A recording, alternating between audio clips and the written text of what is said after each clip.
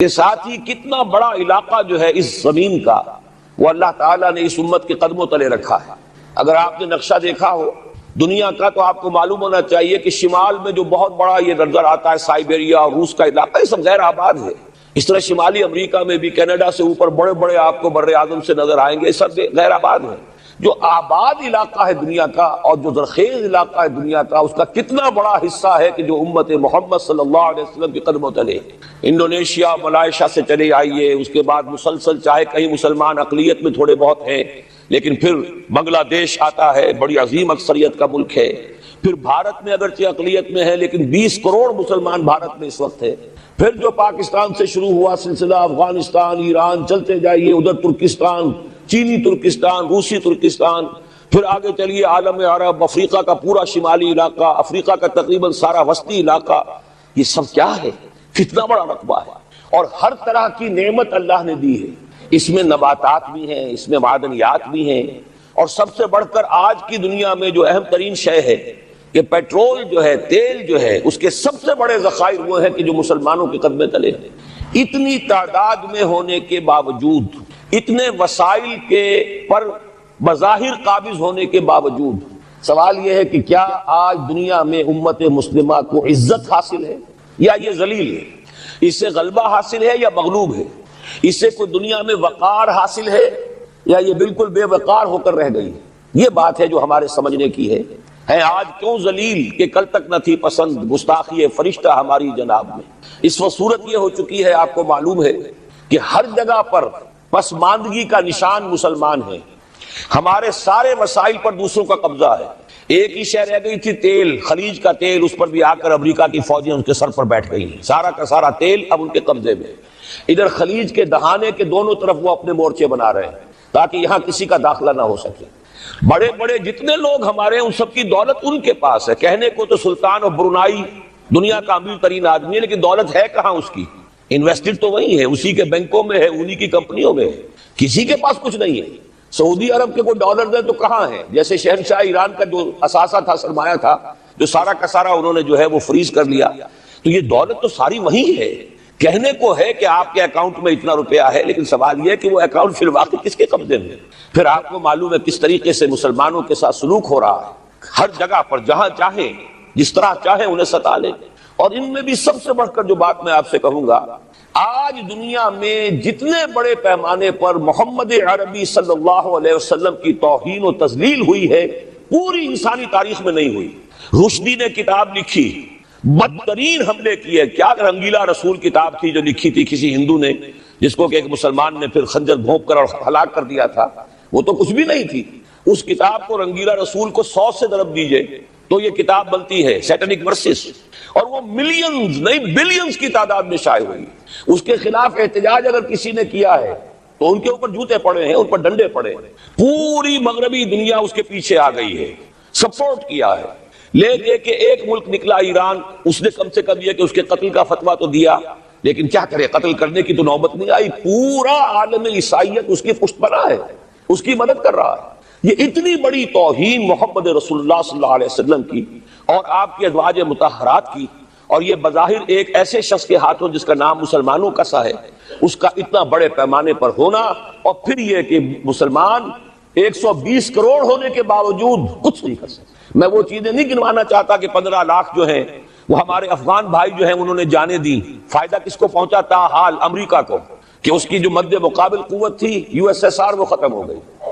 اسی طریقے سے جو کچھ کشمیر میں ہو رہا ہے، ہماری بے حمیتی، بے غیرتی کا عالم یہ ہے۔ ہم کچھ اندر خانے تھوڑی بہت کو مدد کر کے سمجھتے ہیں کہ ہم نے فرض ادا کر دیا، جبکہ فرض تو یہ ہونا چاہیے تھا کہ ہم براہ راست اعلان کرتے اور انڈیا کو الٹیمیٹم دیتے کہ سٹاپ دس بزنس، یا یہ کہ پھر ہم سے جنگ ہے۔ جنگ کا نتیجہ تو پھر اللہ جس کو چاہے دے گا۔ اگر انسان اللہ تعالیٰ پر اعتماد رکھتا ہو، توکل رکھتا ہو، اپنے موقف کی حقانیت پر بھی اسے یقین ہو، تو کم من فئۃ قلیلۃ غلبت فئۃ کثیرۃ، تاریخ میں ہمیشہ ہوتا آیا ہے کہ چھوٹی قوتیں جو ہیں ان کو غلبہ اللہ نے عطا کیا ہے بڑی قوتوں پر۔ لیکن بے غیرتی کا عالم یہ ہے، بے حمیتی کا عالم یہ ہے۔ زبانی کلامی ہم سے بڑا ہمدرد کوئی نہیں مسلمانان کشمیر کا، جس لیڈر کو دیکھو بڑھ چڑھ کر بیان دے گا، لیکن عملاً ہم کیا کر رہے ہیں؟ یہ ساری صورتحال جو میں نے آپ کو بتائی ہے، ویسے تو اب یہ کہ اگر اس میں ایک خاکہ سا میں نے آپ کے سامنے رکھا ہے، اس میں رنگ بھروں تو ظاہر ہے کہ یہ پورا گھنٹہ اسی میں لگ جائے گا، لیکن جو اس کا اصل لب لباب ہے وہ یہ ہے کہ ہم اپنی جگہ بڑے خوش ہیں کہ ہم امت مرحوم ہیں، ہم تو امت محمد ہیں صلی اللہ علیہ وسلم، ہم تو اللہ کے پیارے ہیں، ہم اللہ کے لاڈلے ہیں، ہمیں اللہ کی شفاعت، ہمیں اللہ کے رسول کی شفاعت بھی ملے گی، جنت تو گویا کہ ہمارا پیدائشی مقام ہے۔ یہ سارے جو بھی ہمارے ذہنوں کے اندر ہیں خیالات، اور یہ جو ہمارے من گھڑت عقائد ہیں، آپ سوچئے کہ جب ہم جو آبجیکٹیو کنڈیشنز ہیں، گیون کنڈیشنز ہیں، جو سامنے کے حالات ہیں، ان سے جب تقابل کرتے تو معاملہ بہت مختلف ہے۔ یہ کیوں ہے؟ اصل میں سوال جب تک آپ اپنے سامنے نہیں رکھیں گے اس کا جواب جو ہے اب اس پر غور کیجئے، کیوں ہے؟ کیا اللہ تعالیٰ کو محمد الرسول اللہ کی عزت و حرمت پیاری نہیں ہے؟ کیا محمد الرسول اللہ اللہ کے پیارے نہیں ہیں، حبیب رب العالمین نہیں ہے؟ کیا اللہ تعالیٰ کو کفار سے زیادہ محبت ہے؟ کیا وجہ ہے؟ رحمتیں ہیں تیری اغیار کے کاشانوں پر، اور برف گرتی ہے تو بیچارے مسلمانوں پر۔ سائنس میں وہ آگے ہیں، مالیات پر ان کا شکنجہ کسا ہوا ہے پوری دنیا پر، تہذیب ان کی ہے، تمدن ان کا ہے، ہم تو ان کے کیمپ فالوورز ہیں، نقش قدم پر چل رہے ہیں، ہم تو ان کی صرف یہ کہ نقالی کر رہے ہیں۔ تو سوچئے وجہ کیا ہے؟ کیا اللہ کو کفر زیادہ پسند ہے اسلام سے؟ کیا اللہ کو محمد الرسول اللہ صلی اللہ علیہ وسلم کی عزت و حرمت کا کوئی خیال نہیں؟ سوچنے کی بات ہے۔ ظاہر بات ہے کہ ان سوالات کا جواب تو ہاں میں آپ نہیں دے سکتے، یقیناً ایسا نہیں ہے۔ بہرحال وہ کافر ہیں، وہ اللہ کو نہیں مانتے، اللہ کے رسول کو نہیں مانتے۔ چلیے اللہ کو کسی نام سے مان لیا، گاڈ کہہ دیا، لیکن اللہ کے رسول کو تو نہیں مانتے۔ ایمان کا سارا دار و مدار تو رسالت پر ہے، اللہ کے اس کلام کو تو نہیں مانتے، اور اس کے باوجود ان کے لیے عزت ہے، رحمتیں ہیں تیری اغیار کے کاشانوں پر، برف گرتی ہے تو بیچارے مسلمانوں پر۔ یہ ایک لمحہ فکریہ ہے، یہ سوچنے کی بات ہے کہ ایسا کیوں ہے۔ اس کا جو جواب میں یا بنی اسرائیل اذکروا نعمتی التی انعمت علیکم واوفوا بعہدی اوف بعہدکم وایای فارہبون۔ بنی اسرائیل، چونکہ یہ لفظ پہلی مرتبہ قرآن مجید میں آ رہا ہے تو یہاں تھوڑی سی وضاحت کرنی ہوگی۔ ابن جو عربی میں بیٹے کے لیے آتا ہے ابن، اس میں جو شروع کا حمزہ ہے یہ در حقیقت اضافی ہے، اصل لفظ جو ہے بے نون پر مشتمل ہے، اسی لیے اس کی جمع سالم آتی ہے بنون۔ قرآن مجید میں المال والبنون زینت الحیات الدنیا، تو یہ جو اس کی جمع سالم ہے وہ در حقیقت بنون ہے، اور پھر اس کی حالت نسبی اور حالت جری بنین ہوگا، اور جب یہ مضاف بن جائے گا تو اس کا وہ نون گر جائے گا، تو اے بنی اسرائیل، اے اسرائیل کی اولاد۔ لفظی ترجمہ ہوگا اے اسرائیل کے بیٹوں، لیکن یہ کہ مراد اولاد ہے، اس میں برسبیل تغلیب اگرچہ خطاب مردوں سے ہو رہا ہے جیسے کہ قرآن مجید میں اکثر و بیشتر ہے، لیکن یہ کہ اس میں خواتین بھی شامل ہیں۔ تو یا بنی اسرائیل، اے اسرائیل کے بیٹوں۔ اسرائیل سے مراد کیا ہے؟ اس پر اتفاق ہے، اجماع ہے، حضرت یعقوب کا یہ لقب ہے۔ البتہ یہ لفظ بنا ہے اسر اور ایل دو سے مل کر۔ ایل کا لفظ جو ہے وہ عبرانی زبان میں الہ کے لیے ہے، الہ اور ایل ویسے بھی قریب قریب ہیں، اسی لیے تمام فرشتوں کے نام جبرائیل، میکائیل، اسرائیل، یہ تمام الفاظ کے ساتھ جو ایل آتا ہے یہ در حق اسماعیل بھی سما اور ایل، چونکہ حضرت ابراہیم علیہ السلام نے دعا کی تھی پروردگار بیٹا عطا فرما، اس اعتبار سے جب اللہ تعالیٰ نے بیٹا عطا فرمایا تو اسماعیل نام رکھا، یعنی اللہ نے سن لیا۔ جیسے ہمارے ہاں دیہات میں یہ خاص طور پر جانگلی علاقہ جو کہلاتا ہے، اللہ ڈوایا، اللہ سنیا، یعنی یہ اللہ نے جس کے بارے میں ہماری دعا سنی اور ہماری استدعا کو قبول فرمایا، تو یہ گویا کہ اسماعیل کے معنی یہ ہے۔ تو اسرائیل جو ہے اسر اور ایل سے مل کر بنا ہے۔ عبرانی اور عربی زبان کے بارے میں یہ اختلاف ہے، ایک رائے تو یہ ہے کہ ماں بیٹی کا رشتہ ہے، عربی زبان عبرانی سے نکلی ہوئی، لیکن زیادہ اکثر محققین کی رائے یہ ہے کہ یہ دونوں بہنیں ہیں، کوئی اور کامن زبان تھی سیمیٹک لینگویج ابتدائی جس سے کہ یہ دونوں زبانیں پھر وجود میں آئی ہیں، گویا کہ ان کے درمیان رشتہ جو ہے وہ بہنیں ہونے کا ہے، ماں اور بیٹی کا نہیں ہے، لیکن ظاہر بات ہے کہ مشابہت اور ان کے اندر جو ہے قرب جو ہے اور مناسبت وہ بہت نمایاں ہے۔ اسر کے دو ترجمے کیے ہیں، یہودی علماء تو اس پر بہت زیادہ جزم کے ساتھ قائم ہے کہ اسر سے مراد ہے بطن، یعنی رجل عظیم، جواں مرد، بہت باہمت انسان، اس لیے کہ ان کے ہاں یہ عقیدہ ہے اور بڑی تحریف جو ہوئی ہے تورات میں، اس میں ایسی باتیں بھی ہیں۔ حضرت یعقوب کی جو مدح کی گئی ہے اس میں اس حد تک مبالغہ ہے کہ حضرت یعقوب کی اللہ تعالیٰ کے ساتھ کشتی ہوئی اور اللہ کو پچھاڑ لیا حضرت یعقوب نے، تو معلوم یہ ہوا کہ یہ تو بڑے بہادر اور بہت جری انسان، اس اعتبار سے وہ بطل اور رجل کا ترجمہ کرتے ہیں اسر کا، لیکن یہ کہ صحیح ترجمہ جو ہے وہ اسر کا ہے بندہ، عبد، اس لیے کہ عربی کا لفظ جو بنا ہے اسیر، اسیری، کوئی کسی کا غلام ہے، اسیر، اسی سے لفظ اسرہ بنا ہے، اسرہ ہے کنبہ، کنبہ بھی آپس میں جڑا ہوا ہوتا ہے، ان کے بندھن ہوتے ہیں دوستی کے، محبت کے، اخوت کے، تو اسی طریقے سے یہ اسر کا لفظ آتا ہے کسی بندھن کے لیے۔ اسیر جو ہے پچھلے زمانے میں جبکہ جیلوں کا رواج نہیں تھا تو اگر کسی شخص کے ذمے کسی کی کوئی رقم ہوتی تھی دینی تو اس شخص کو اس کے حوالے کر دیتے تھے، وہ اس کا ذاتی قیدی ہوتا تھا، ذاتی اسیر، اس کی تحویل میں رہتا تھا، جب تک کہ اس کے اعزاء اقارب آ کر وہ رقم ادا نہ کر دے وہ شخص اس کی تحویل میں رہتا تھا، وہ اس کا اسیر ہوتا تھا۔ اس اعتبار سے غلام کے معنی میں یہ لفظ جو ہے مستعمل ہے، تو اسرائیل کا ترجمہ ہوگا عبداللہ۔ اذان تو میں عرض کر رہا تھا کہ اسرائیل کا ترجمہ ہوا عبداللہ، گویا کہ اب تک ہم نے یا بنی اسرائیل کا ترجمہ کیا اے اللہ کے بندے کی اولاد، مراد ہے حضرت یعقوب علیہ الصلوۃ والسلام۔ حضرت یعقوب حضرت اسحاق کے بیٹے ہیں، حضرت اسحاق حضرت ابراہیم علیہ السلام کے دوسرے بیٹے ہیں۔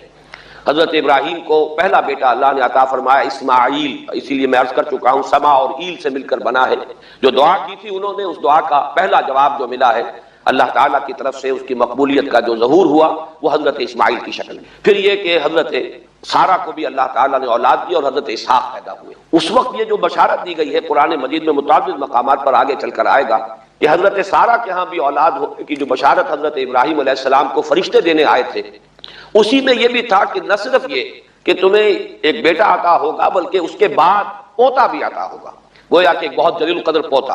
اس اعتبار سے ایک رائے یہ ہے کہ یعقوب عقب سے بنا ہے، گویا کہ بشارت میں پہلے ہی سے شامل تھا حضرت یعقوب علیہ السلام کا ذکر بھی کہ اسحاق کے بعد اسحاق کے ہاں ایک بہت جلیل القدر بیٹے کی ولادت ہوگی اور اس کا نام یعقوب ہوگا، یعنی اسحاق کے بعد آنے والا، بیٹے کے بعد جو پوتا آتا ہے۔ لیکن یہود کی رائے یہ ہے کہ حضرت یعقوب پیدا ہوئے ہیں اپنے بھائی عیسو کے ساتھ، یہ تمام بیٹے ہیں حضرت اسحاق علیہ السلام کے، دو بیٹے پیدا ہوئے بیک وقت، جڑواں بھائی۔ پہلے حضرت عیسو کی ولادت ہوئی ہے اور تورات کے الفاظ یہ ہیں کہ یعقوب اپنے بھائی عیسو کی ایڑیاں پکڑے ہوئے تولد ہوا، تو چونکہ حضرت عیسو کے بعد حضرت یعقوب کی ولادت ہوئی ہے تو گویا کہ اس وجہ سے ان کا نام حضرت اسحاق نے یعقوب رکھ دیا، عقب میں آنے والا، بعد میں آنے والا۔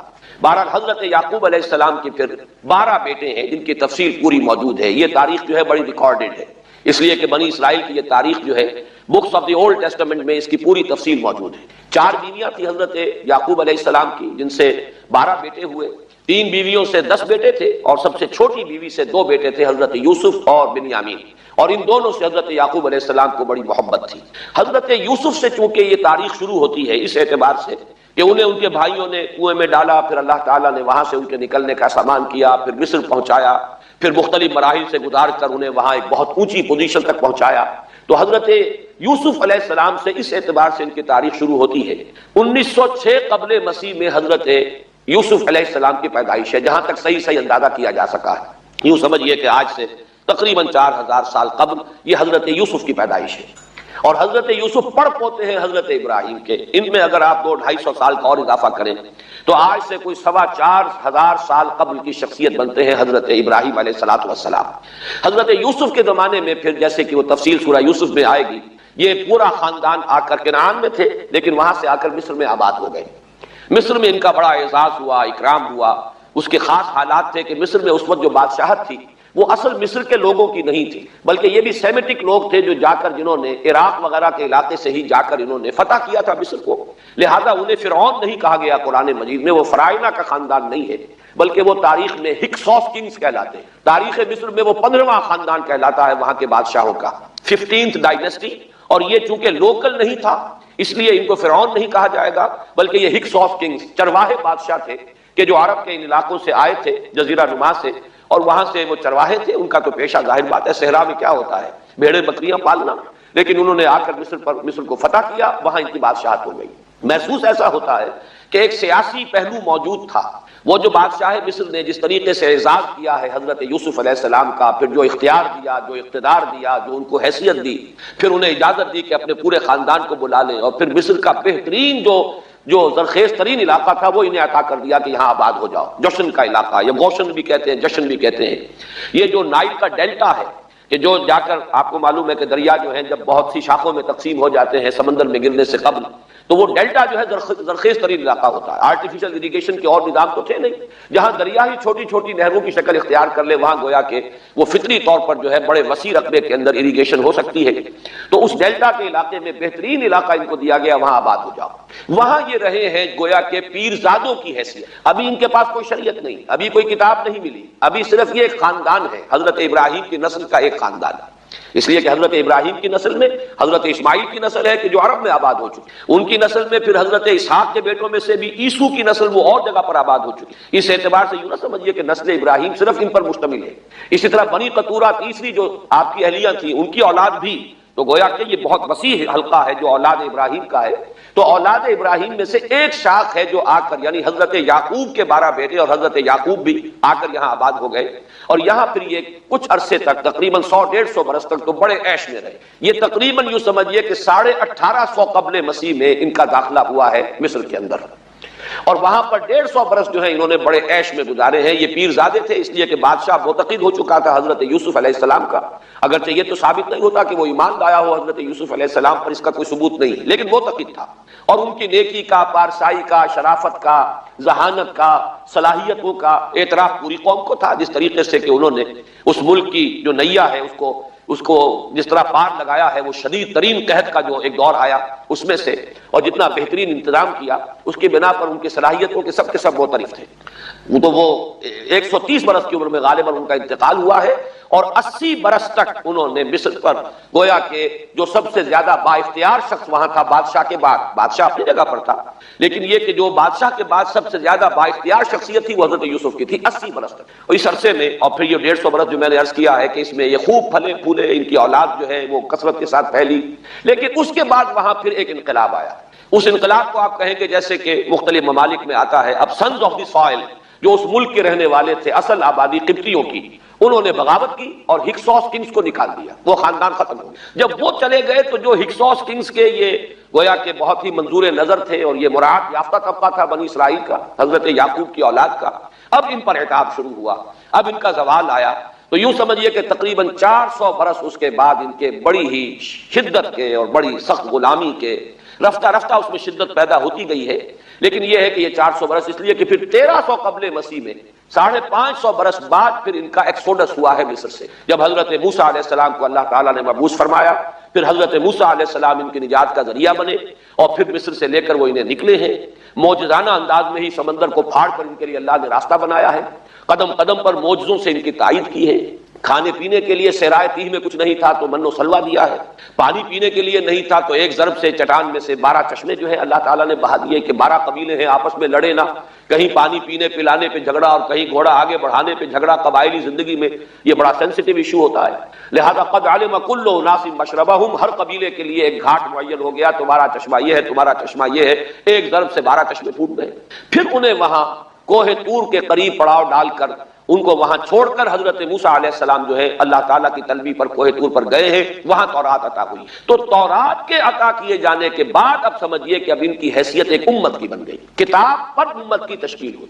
یہ امت مسلمہ قرآن مجید کی بنیاد پر امت ہے، جب یہ کتاب دی گئی ہے اس کی بنیاد پر ایک شریعت دی گئی ہے، کتاب دی گئی ہے، کتاب ہدایت ہے، تو اس نے امت کی شکل اختیار کی۔ یہی وجہ ہے کہ لفظ امت جو ہے قرآن مجید میں صرف مکی صورتوں کے اندر، مدنی صورتوں میں استعمال ہوا ہے۔ کنتم خیر امت اخرجت للناس سورہ آل عمران میں، کذالک جعلناکم امۃ وسطا لتکونوا شہداء علی الناس ویکون الرسول علیکم شہیدا، یہ سورہ بقرہ میں آگے چل کر آ جائے گا۔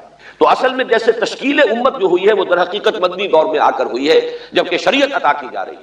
اسی طریقے سے یہ ایک خاندان تھا، حضرت ابراہیم کی نسل کی ایک شاخ، اس نے امت کی حیثیت اختیار کی ہے جبکہ صحرائے تیہ میں جب ان کا قیام تھا اور اس صحرائے سینا میں، اور وہاں پر پھر حضرت موسیٰ علیہ السلام کو تورات دی گئی اور شریعت دی گئی، تب سے یہ امت ہے، اور یہ ہے 1300 قبل مسیح۔ 610 عیسوی میں، اب سمجھیے 1300 وہ جمع کیجئے، 610 یہ جمع کیجئے، 1910 برس بعد پھر حضور صلی اللہ علیہ وسلم پر قرآن مجید کی وحی کا آغاز ہوا، اور 622 میں حضور نے ہجرت فرمائی، اور اس کے بھی کوئی 2 سال یا 1 سال کے بعد جو ہے یہ آیات نازل ہو رہی ہیں جو ہم اس وقت پڑھ رہے ہیں۔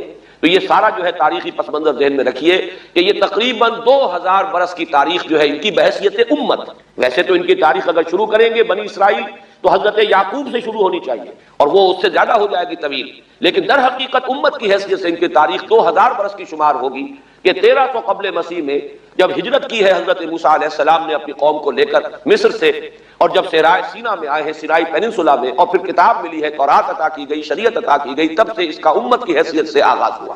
ایک بات اور نوٹ کر لیجئے، ان کو امت مسلمہ کیوں نہیں کہا گیا؟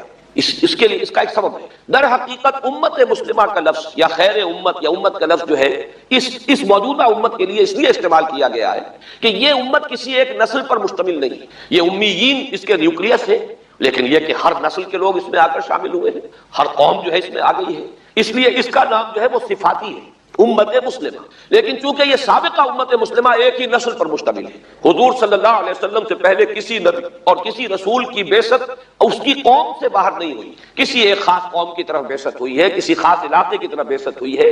بعثت عمومی الی کافۃ الناس یہ صرف محمد الرسول اللہ صلی اللہ علیہ وسلم کی امتیازی شان ہے، وما ارسلناک الا کافۃ للناس بشیرا ونذیرا۔ اس اعتبار سے ان کا جو ہے اس میں علم گویا کہ بنی اسرائیل ہی ہے کہ جو برقرار رہا ہے، اے اسرائیل کی اولاد۔ اگرچہ میں اس موضوع پہ تقریر کر چکا ہوں، لیکن آج پھر اس گفتگو کے حوالے سے بات چیزیں تازہ کرتا ہوں۔ اس وقت عالمی سطح پر یہودی جمع عیسائی بریکٹ میں کر لیجیے اور امریکہ جمع یورپ یہ بریکٹ میں کر لیجیے، ان کا اندر معاملہ کیا ہے؟ اصل جو ہے اس میں پیچھے مائنڈ ہے، ماسٹر مائنڈ، سازشی ذہن وہ یہود کا ہے۔ باقی عیسائی آلہ کار بن گئے ہیں۔ جو 100% آلہ کار ہے یہود کا وہ پروٹیسٹنٹس ہیں۔ پروٹیسٹنٹزم یہود ہی نے پیدا کرایا تھا، یہود ہی نے یورپ کے اندر سود کا رواج شروع کروایا، ورنہ سود حرام تھا وہاں پر بھی، یوزری بھی اور کمرشل انٹرسٹ بھی، دونوں حرام تھے، یہ یہودیوں نے کروایا۔ اور پھر پہلا بینک بنوایا ہے انگلستان کے اندر، بینک آف انگلینڈ، اور جو پوپ کے خلاف بغاوت کرائی تو پہلی بغاوت ہوئی انگلستان کے اندر، جو چرچ آف انگلینڈ علیحدہ ہو گیا پوپ سے، اور اسی کو یہودیوں نے قرار دیا یہ ہمارا ماڈرن اسرائیل ہے، یہ اسرائیل ہمیں دیا ہے گاڈ نے، یہ جو ہے برطانیہ۔ اس کے کچھ عرصے کے بعد یہی جو ہے ایکسوڈس ہوا ہے اور وہ امریکہ میں جا کے آباد ہوئے، لہذا امریکہ کو بھی جیوز نے کہا ہے دس از another اسرائیل، یہ ہمارے اصل اسرائیل، ماڈرن اسرائیل یہ ہے، اس لیے کہ جو انہیں وہاں پر اقتدار حاصل ہوا ہے، جو قوت حاصل ہوئی ہے، جس قدر دولت انہوں نے وہاں جمع کی ہے، وہاں کے جس طریقے سے جکڑ لیا ہے حکومتوں کو، فرنگ کی رگے جہاں پنجائے یہود میں ہے۔ ٹھیک 100 سال پہلے علامہ اقبال یہ مشاہدہ کر کے آ گئے تھے یورپ میں، اور کون دیکھنے والا تھا کہ وہاں کیا ہو رہا ہے، بیہائنڈ دی سین کیا ہے، سامنے کیا ہے، پردے کے پیچھے کیا ہے۔ فرنگ کی رگے جہاں پنجائے یہود میں، اس وقت فرنگ کا امام تھا برطانیہ، یہ وہ سلطنت تھی جس پر سورج کبھی غروب نہیں ہوتا تھا۔ آج وہ فرنگ کا امام امریکہ، یہ برطانیہ تو اب وہ جو ایک نظم ہے کہ بچپن میں پڑھی تھی، London bridge is going down going down going down, اس کی مثال ہے۔ برطانیہ کی کوئی حیثیت ہی نہیں، ورلڈ پاور کی حیثیت نہیں ہے، وہ تو چھوٹا بھائی اس نے بنا رکھا امریکہ نے اپنا، تو اس حیثیت سے جو ہے اس کی کوئی حیثیت ہے، ورنہ کوئی اور حیثیت نہیں۔ بہرحال ان دونوں میں یہ ہے کہ پیچھے ماسٹر مائنڈ، سازشی ذہن، پلاننگ، اسکیم ساری یہودیوں، اعلی کار امریکہ سب سے بڑھ کر، اس کے بعد برطانیہ، اور اس میں اصل پروٹیسٹنٹس، ان میں بیپٹسٹ، ان میں اس سے بھی آگے بڑھ کر ایونجلسٹ، جن کو کہتے ہیں بورن اگین کرسچنز، جن کو کہتے ہیں نیو کنزرویٹو کرسچنز، یہ تمام اصطلاحات آپ اخبارات میں پڑھتے ہوں گے، ان کو گروپ کرنا، یہ اصل اعلی کار، ان کو ایک نیا نام دیا گیا ہے کرسچین زائونسٹ۔ ایک یہودی زائونسٹ ہیں، سارے یہودی زائونسٹ نہیں ہیں، بہت سے یہودی ہیں جو یہ زائونسٹ کے مخالف ہیں۔ چنانچہ میری ہوسٹن میں ملاقات ہوئی تھی ڈاکٹر وشو براڈ، بہت بڑا پروفیسر ایمیریٹس یہودی، لیکن یہ کہ اس نے کہا، بڑے اجتماع میں کہا، ہمارا اجلاس تھا وہاں پر، ہم نے یہ جو ہے بلایا تھا ایک یہودی، ایک عیسائی اور ایک مسلمان، تینوں جو ہیں وہ تقریریں کریں۔ نے کہا تھا کہ وی آر ناٹ سپورٹنگ اسرائیل۔ اس نے وہ عیسائی جو آیا ہوا تھا پروفیسر، اس نے کہا they are supporting Israel, we are not supporting Israel. اسی طرح میری جو ہوئی تھی round table conference, round table, اس میں ایک یہودی پروفیسر تھے، وہ ہسٹری کے پروفیسر، میں نام بھول رہا ہوں ان کا، انہوں نے کہا آئی ایم اینٹی زائنزم، میں زائنزم کے خلاف ہوں۔ تو زائنزم جو ہے اصل میں ایک سیکولر یہودیوں کی تحریک ہے، اور اس کے سب سے بڑے سپورٹرز کرسچین زائنسٹ وہ امریکہ میں بیٹھے ہوئے۔ تو یہ ہے صورتحال۔ یہ جان لیجئے کیتھولکس جو ہیں یہ اتنے پرو یہودی نہیں ہیں، اب رفتہ رفتہ وہ بھی اس کے اندر آ کر شامل ہو گئے۔ یورپ جو ہے زیادہ کیتھولکس، رومن کیتھولکس کا یہ بھی آپ نے جملہ پڑھ سنا ہوگا کہ یہ جو ترکی جو ہے ہمارا ملک، یہ جو کوشش کرتا رہتا ہے گھسنے کی یورپین یونین کے اندر، تو ایک دفعہ جان شراق نے کہا تھا، بڑا پیارا جملہ تھا، Why doesn't Turkey understand that we are a Christian club؟ یہ ہماری جو یونین ہے یورپین، یہ تو کرسچین کلب ہے، وہ مسلمان ہے، وہ کس وجہ سے آنا چاہتا ہے بندہ، کیوں تو داخل ہونا چاہتا ہے؟ Why doesn't